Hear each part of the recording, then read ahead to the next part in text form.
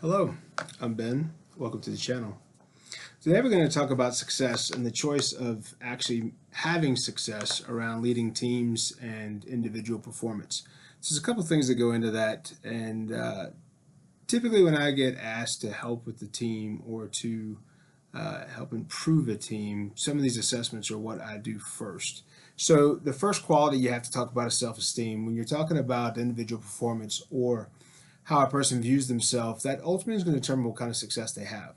Lower self-esteem suggests that you'll be unfocused and easily frazzled or easily pressured or easily overwhelmed. People with stronger self-esteem typically allow themselves to reach higher because pressure doesn't impact them the same as someone with low self-esteem. So sometime in the hiring process, when in key roles, you may want to focus on, one, the positive outlook, but two, how the intelligence quotient suggests that their self-esteem sits at the moment. If someone is obviously too brazen, then that's not going to work, right? It's a risk versus reward. If someone is too self-assured, too overly confident, then what happens is that actually turns team members off. So people will not be willing to work or adhere to what that person may be doing.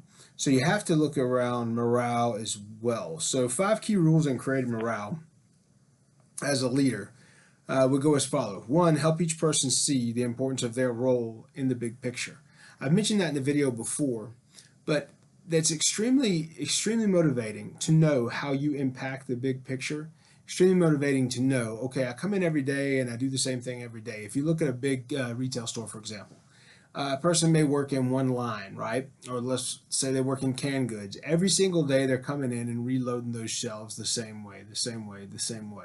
That ambiguity, that monotonous, that repetition, that similarity day in, day out, for a lot of folks, that would be a very tough time.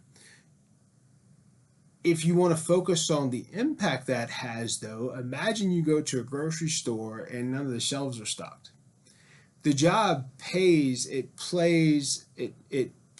specific role into the utilization of that store and how a customer can impact their shopping schedule or limit their shopping schedule or move through things quickly because things are where they should be. So that one person who loads the shelves or handles the canned goods, they serve a very distinct purpose, and it's very impactful to the final goal, which is the customer coming in, being able to get what they need quickly and get out quickly. So 5 key rules help each person see the importance of their role. The next is create significance for the group. So if you want to have a group that's highly motivated, they have to understand the significance of their impact and how that's going to be future orienting, meaning their success is going to be determined by how they do these things in teams or in a group. So just like we said, the individual needs to see the impact, the group has to understand the impact too. And they have to see that their feedback is going to make a difference in a measured way, so they improve next year over this year based on what they've suggested and how the teams follow up with those suggestions. So create significance for the group.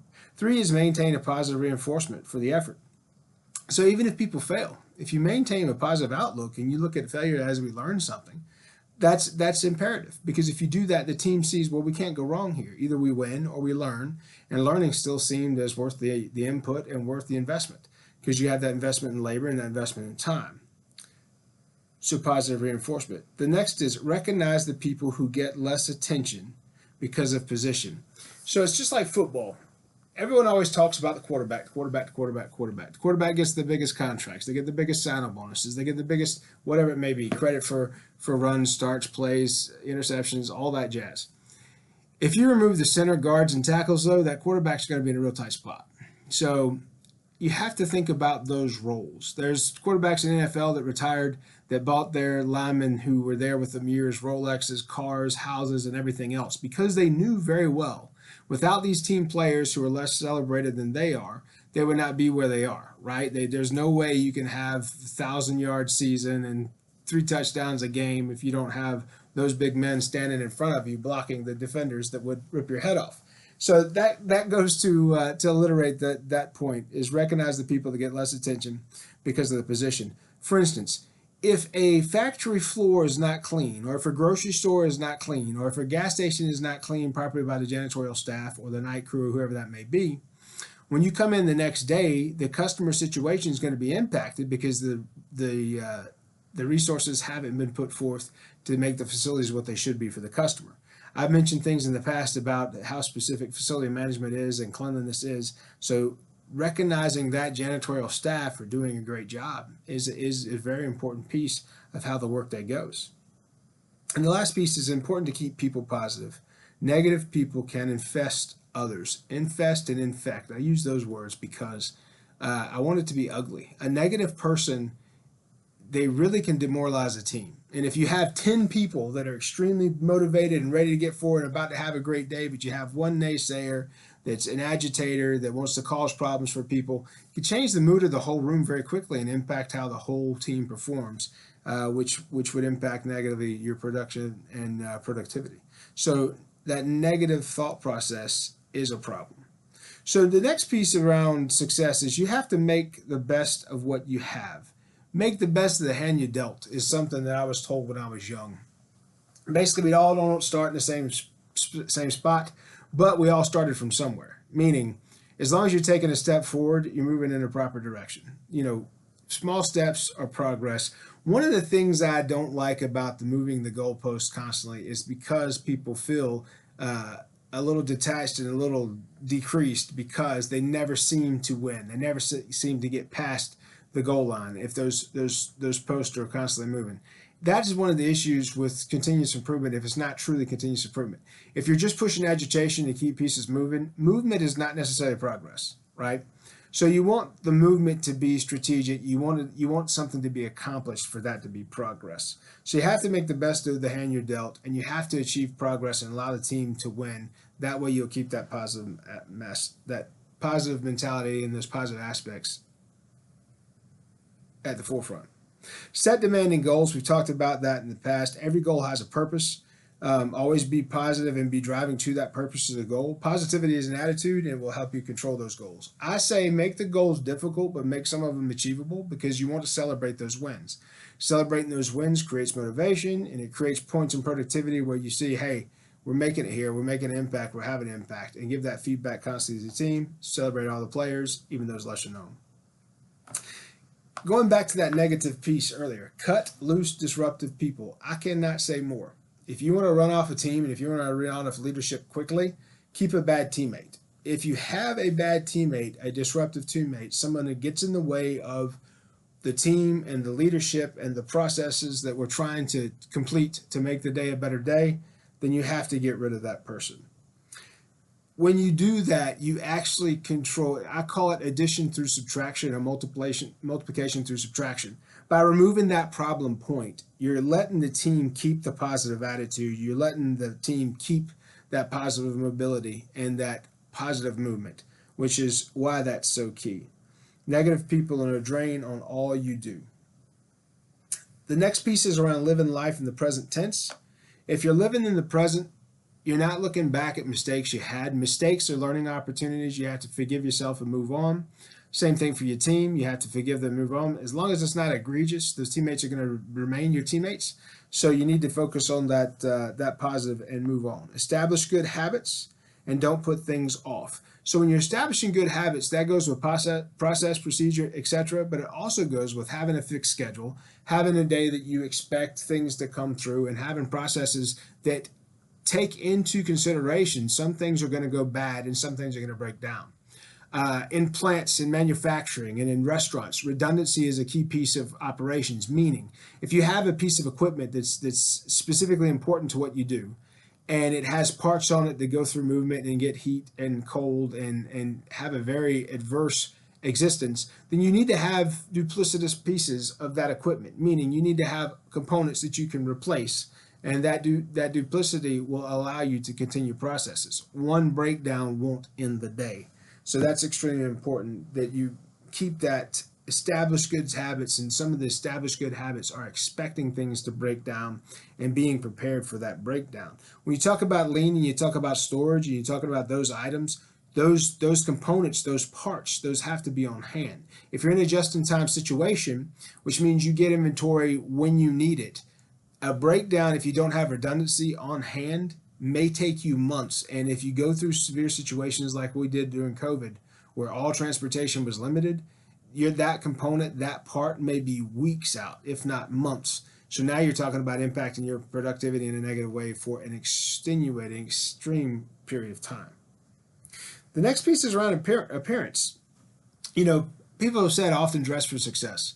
Sometimes we take that too far, right? You don't have to wear a suit and tie when it's 108, 106 degrees outside in Texas, but you should be dressed in an appropriate manner that looks appropriate to your role. So I always wear a button-down shirt, but sometimes I'd wear jeans and boots, because jeans is professional. And when I'm spending a whole day doing something, I want to be comfortable, because a 10 and 12 and 14-hour day may get to the point where that comfort is the only thing that's going to keep you in the game. If you're wearing high heels, this is for ladies and gentlemen that wear boots and things with higher heels, that's going to bother you. And as you get older, that's going to have a greater impact on your physical form, okay? So wear shoes, wear things that are comfortable throughout the day. They're going to support and sustain you, not take away from your overall posture and procedure. So appearance is important, but make sure it's logical and reasonable. I've never been a fan of the necktie, but I do wear them from time to time. Pretty useless noose that we wrap around our necks daily. I don't know who came up with that or why that became a standard in American fashion.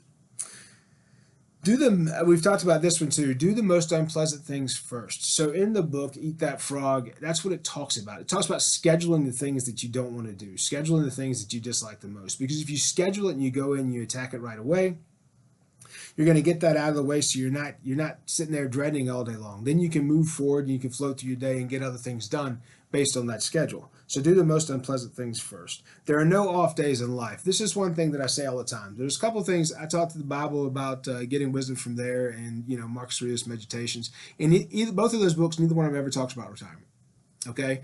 Retirement is something worth looking forward to. I don't ever expect to retire. However, I do expect my workload to change. I do expect my work-life balance to change. Meaning, if you have a body of work that you enjoy, right? And if you don't, maybe you start a side hustle that's going to get you to a body of work that you enjoy.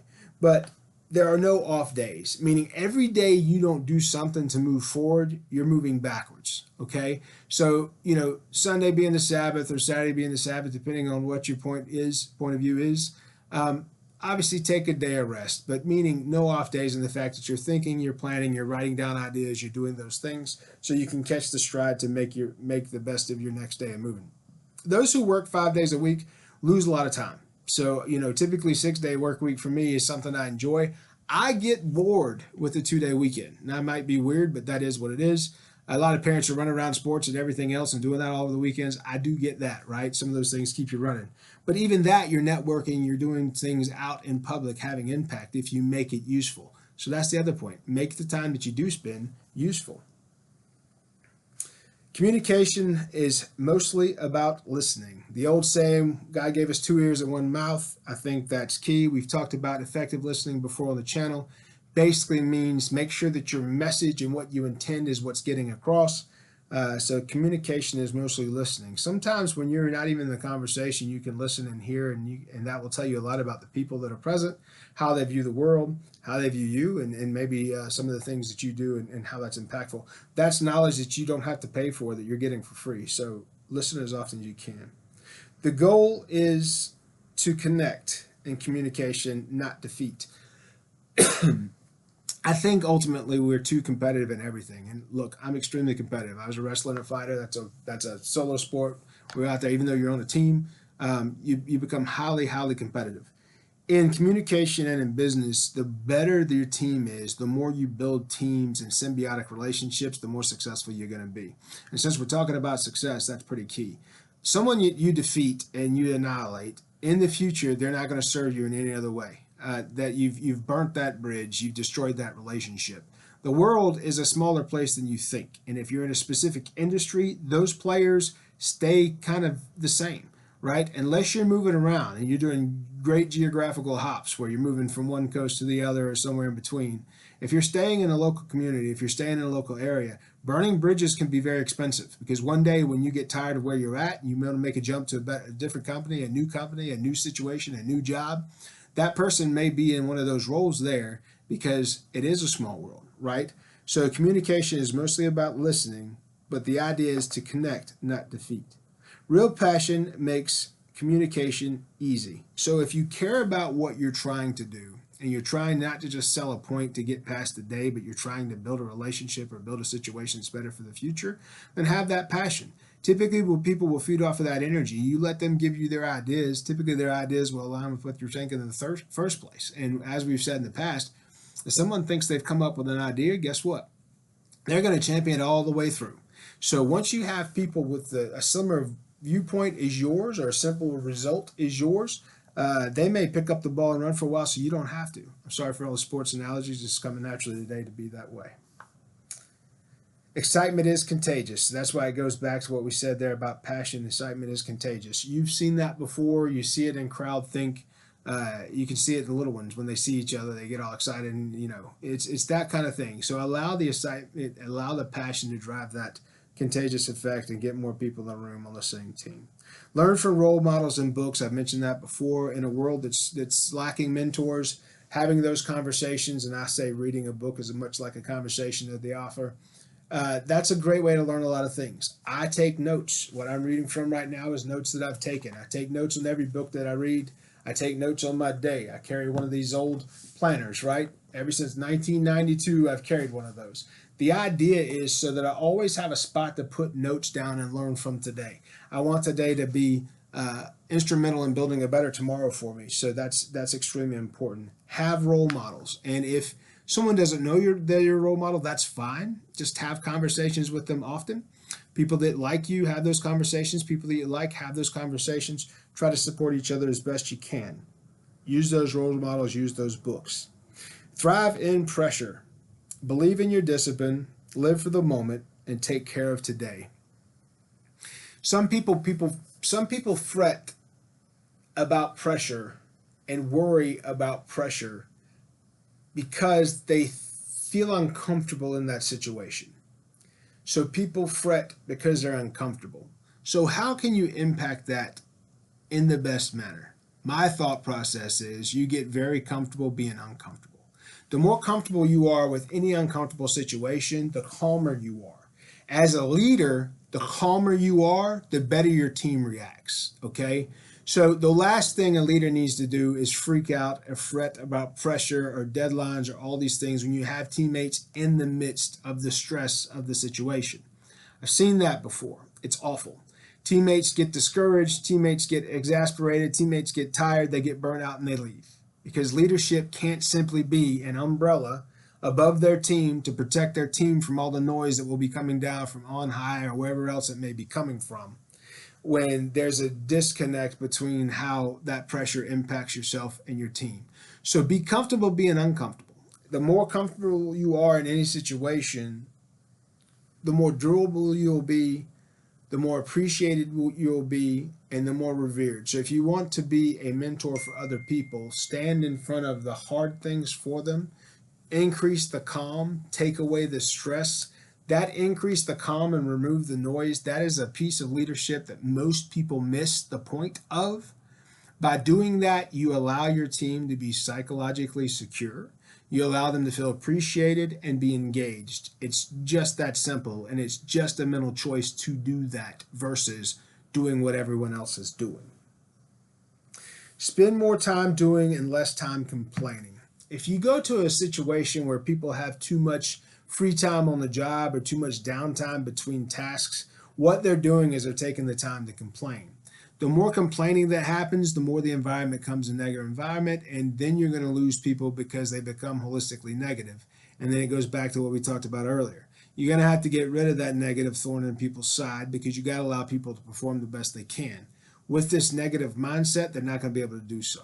So spend more time doing and less time complaining. And if you see that certain people are complaining, then look at their workday, look how much time they contribute to different things, and then add to that workday and be strategic in moving them around. If you do that, you can maybe split some of these complaining sessions and save the teammates that are involved.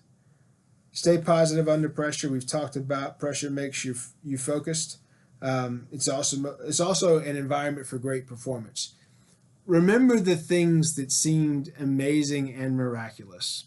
it always seemed that way because it took place in a moment where there was no hope. Action movies do a great job of showing these situations and representing these situations.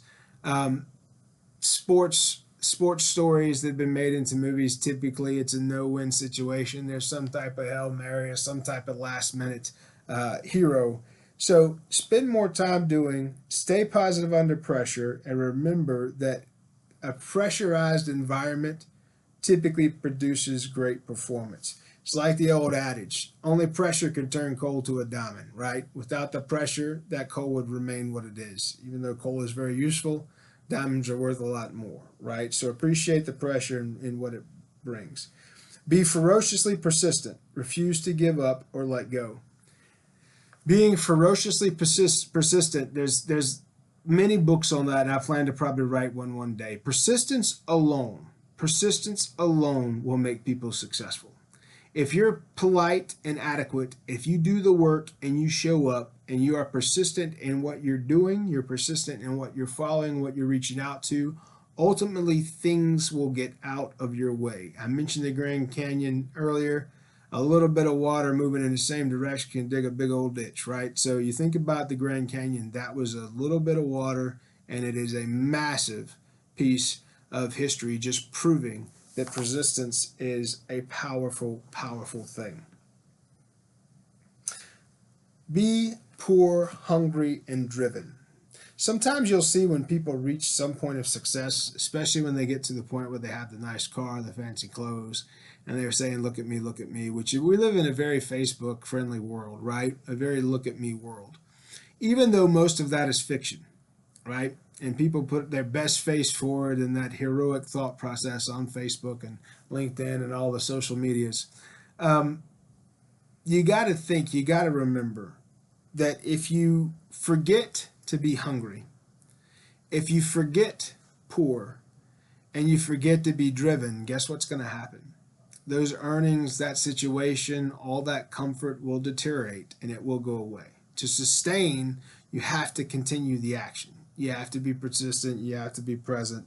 So remember to be present in being poor, hungry, and driven. Never doubt that you can do a job, and make sure that you deal with adversity head on. Adversity is any situation. I'll give an example. There was a point one time where a teammate sold something at a wrong price. And the way I could have handled that, or the way that could have been handled, is we could have come down on the teammate with all this anger and all this grief, but in the end it would have done nothing.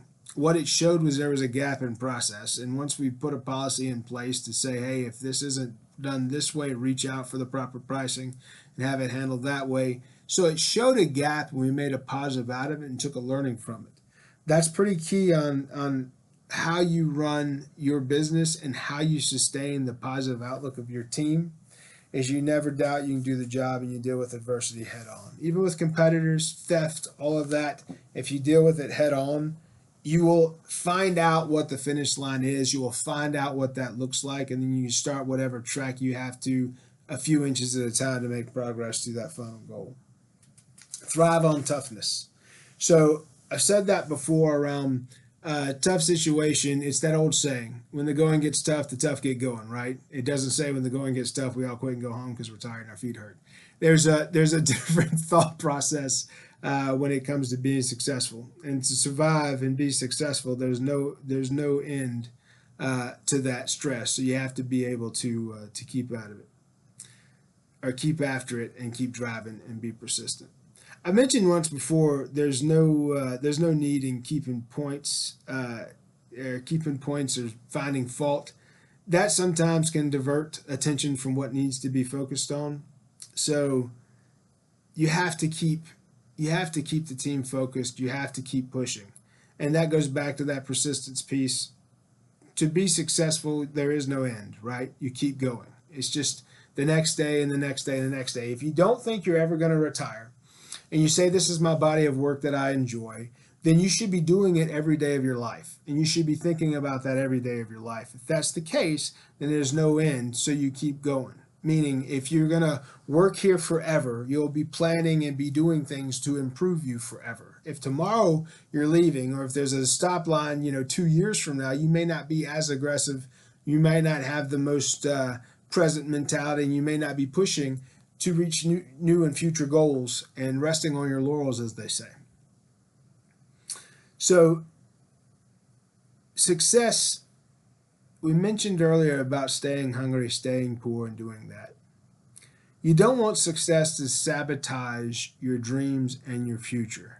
Meaning, just because you reach a point. Now, I'm not saying never reach a point of enough. Enough is enough, right? We talked about the Bernie Madoffs and such of the world. Enough is enough. But remember what got you going, okay? What got you started. You want to continue to do that. You want to continue to improve. You want to continue to push forward and progress, because success should expand, and it should make you expand. It should grow, and it should make you grow. And maybe you want to be a plant manager. Maybe you want to be a director.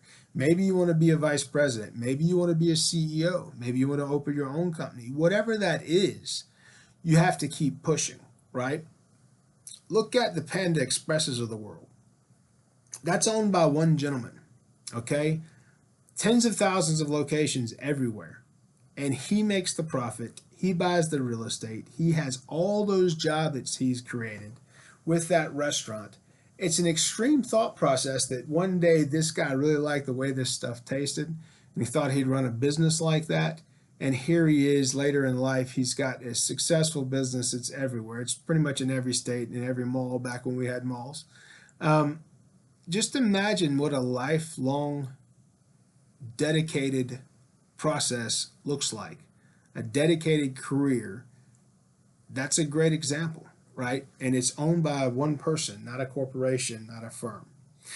So let's go back through these things on what should be key to your thought process or imperative to your planning, and what you should be focusing on daily. Because if you focus on it daily in those brief moments where you're meditating on today and tomorrow, and you're writing your notes and you're starting your next day, you want to do a few things. 1, build self-esteem. 2, set demanding goals. 3, always be positive. 4, establish good habits. 5, master your communication. Make sure it's effective. Make sure you're listening more than you're talking.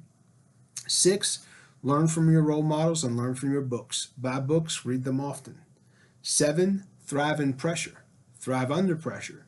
Know why there is pressure and why it's important, and then address accordingly. 8, be ferociously persistent. Remember the word ferocious. Look it up. It's be ferociously persistent, meaning it's extremely hard to shut that down, okay? Learn from adversity. Everything that comes your way is either a win or a lesson. Learn. That's the only way to improve. And then the last piece is survive success. Don't get demented or forget the big picture on why you did what you do. If you enjoy this content and you want to see more, please like and subscribe. Please share this with someone who may get value from it. We appreciate all that on the channel, and we will be putting more up that's similar through books and through things that we read and from those mentors. I appreciate you. I appreciate your attention. Be good.